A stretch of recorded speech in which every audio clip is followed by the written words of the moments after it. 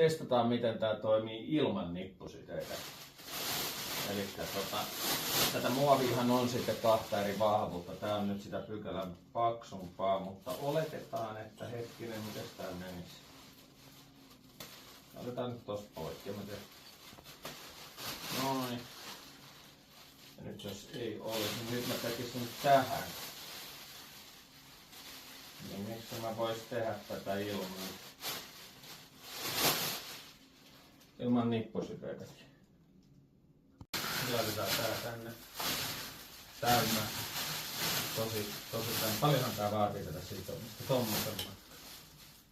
Ois, tommosen. Ja tänhän voi sit sitoa. Ei tää nyt on mikään juttu tässä. Eiks niin? Ja sitten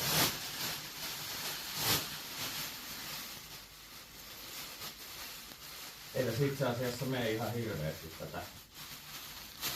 Noin. Oho.